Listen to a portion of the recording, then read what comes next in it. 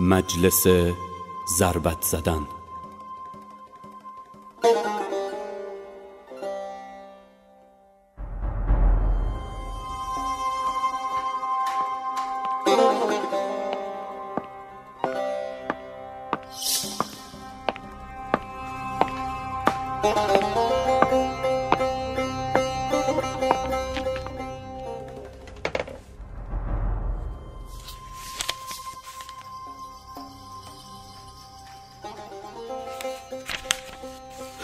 آنها 3 تنند که میمیرند، یکی برای ظلمش، یکی برای مکرش و یکی برای عدالتش. ولی نه، حالا پس از قرنها میدانیم واقعا چه شد. در عمل ظالم و مکار جان به در بردند و تنها 3 بود که فرقش شکافت. بله، عدالت میمیرد و ظلم و مکر میماند. این شروع خوبیه؟ این شروع خوبی نیست؟ من حلقه گم شده یه زنجیرم. آره، درست فهمیدین، من نویسندم. نه نویسنده مهمی، زیاد جدی نگیرین، چون ممکنه برای من و زندگیم گرون تموم بشه. نمیخوام پرونده قتل زنجیره یا غیر زنجیره این تا سالها بعد وبال گردن ملتی بشه و پشت میز نشینایی با پیدا کردن فرصتی واسه خودنمایی تو مصاحبه های مطبوعاتی و حتی تصویری درباره لزوم سری بودن پرونده خودشونو به نمایش بذارن و قاتلم هرگز معرفی نشه. قاتلی که با احترام تمام ممکنه همین الان میونه شما نشسته باشه. البته قلمی میزنم، نمیشه گفت دست به قلم نیستم. مدارکی هم هست، چاپی و غیر چاپی، که اثبات کنه ای تا حدودی، تا قسمتی ابری. پس خب بله، واقعا اگه خیلی سخت نگیرین، اگه یه کمی کوتاه بیاین همونطوری که همیشه و همه جا، من قرار نمایشنامه مهمی بنویسم راجع به شخصیت خیلی مهمی که نمیشه به نمایش در آورد و تصویر ستایش‌آمیزی بدم از برگزیده‌ای که نباید ازش تصویری داد. شما میفهمین؟ نه؟ درسته، منم نمیفهمم. ولی این منگنه‌ایه که من توی اون گیر کردم، نه شما. همه حسن نیت دارن البته، و با چنین شکلی از حسن نیته که ما اینجا هستیم، یعنی در بن‌بستی خود ساخته در چنین مقطعی از تاریخ. قر نزن، راه حل بده. راه حلو کسایی باید بدن که این بن‌بست رو ساختن. جهنم به این داغیام نیست. معمولا این مقاومت اولیه تو نوید یه نمایشنامه خوبه. شاید ترسیدی، ترس نویسنده از شکست. دفعه اولت که نیست. گیر افتادن تو گیر افتادن ماست. بجنب، ما منتظر صحنه‌های بعدی هستیم.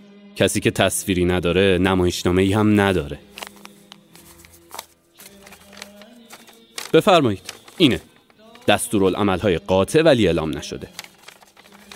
اولیا را نمی‌شود نشان داد چون خوبند. تو میفهمی اینو؟ خوبی آرمانی ما شکل نمیگیره مگر در اولیا. اون وقت ما درسته حذفشون میکنیم؟ واقعا نمیفهمم. خب اینطوری ناچار فقط میشه اشقیا رو نشون داد، تازه اونم منهای شقاوتاشون، البته برای جلوگیری از بدآموزی. و نتیجه چی؟ وقتی بدیا رو ازشون بگیری خوب میشن و دیگه معلوم نیست چرا ما نفیشون میکنیم.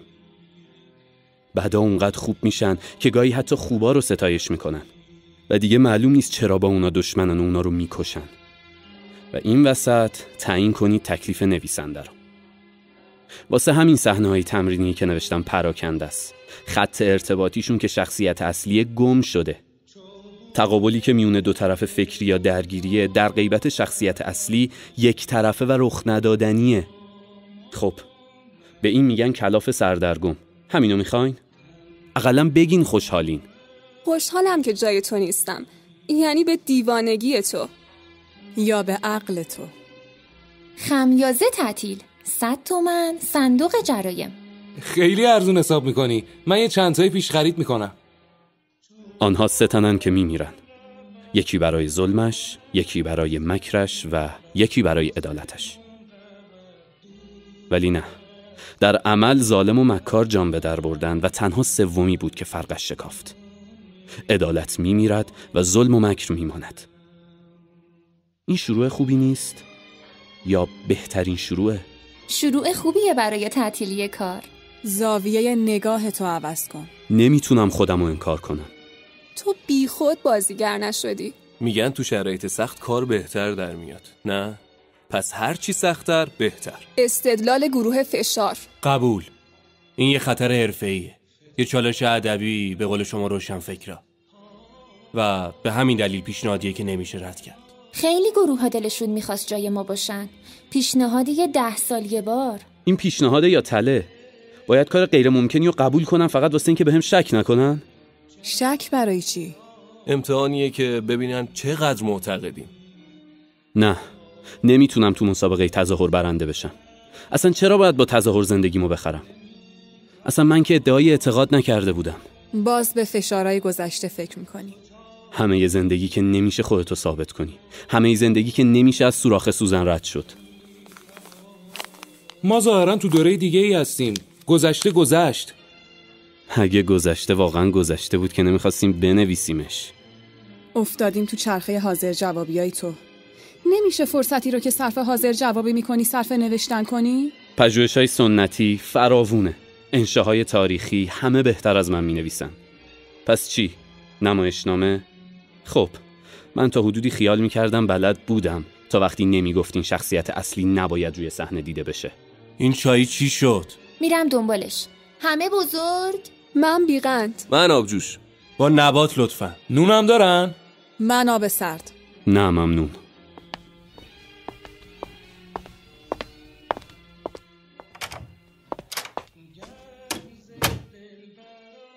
تو مارگزیده ای. خب البته که آسون نیست.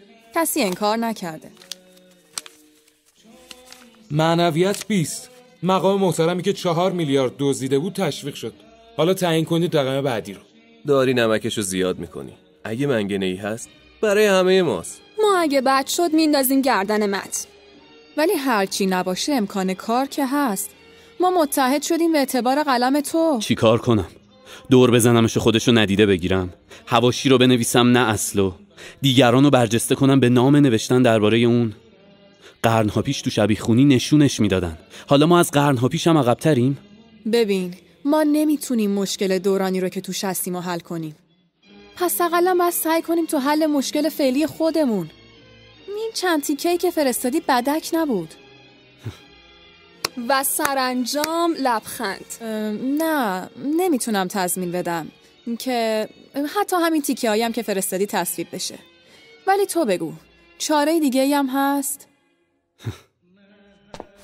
خدافظی. ولی آخه نویسنده به نوشتن زنده است، نیست؟ پس نمیتونی ننویسی. تو مرده خطرها و کشفای ادبی هستی. نه لطفا معافم کنین. این موضوعیه که میلیون ها مدعی داره، موافق و مخالف. اینا میگن چرا کم گذاشتی، اونا میگن چرا تند رفتی. بگین خودشون بنویسن که همه چیزو درباره همه چی میدونن. واقعا چرا نه؟ کمی میکنن تو سایه تا یکی یه چیزی رو کرد همگی یهو میریزن سرشو پوستشو میکنن. نه، چیزی که کم ندارم حمله و فشاره. آبدارچی نبود، رفته پی برنج و روغن تعاونی. یه 140 قسمتی از تو شبکه سراسری. 6 ماه بارتو میبندی. ضمانتش با من. میخوای حولت بدم جلو؟ میترسم با سر بخورم زمین. تو چی پسر ملجم؟ میای؟ حسابی نون توشه. زیادیش خفم میکنه. خیال میکردم خوشحال میشی که بهت اعتماد کردن، یا حتی شاید دارن بیمهری‌های گذشته رو از دلت در میارن. آره شاید این نوعی عذرخواهی از روشنفکری و از تو. عذرخواهیه که منو تو چنین بنبستی قرار بدن تا مچمو بگیرن. نه، بی خود وقت تلف میکنیم. ضمناً هیچ عذرخواهی سالهای ویران شده ای منو جبران نمیکنه.